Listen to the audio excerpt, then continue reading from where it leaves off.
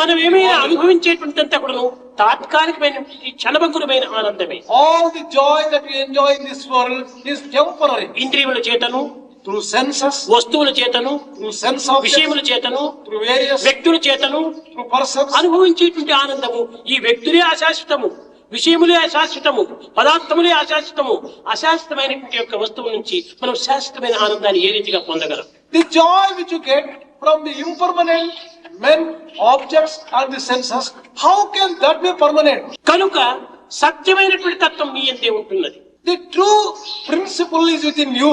అట్టి సత్యతత్వాన్ని మనం పొందడం కోసమనే సాధన అత్యవసరము. To realize that principle of truth which is in you, sadhana is ఇది ఏ required. సాధన చెయ్యాలి?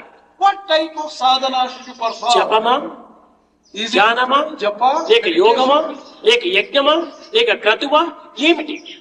Is it japa, meditation? ఈ Worship? చేసేటువంటి Dhyana? పనులన్నీ కూడాను మానసిక తృప్తి కోసం చేసేటువంటివి.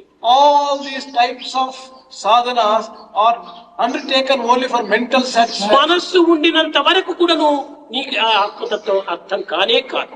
As long as you have mind in you, you can never understand the principle of Atma. నీవి మనస్తత్వాన్ని మర్చిపోతూ రావాలి. You should go on forgetting your mind.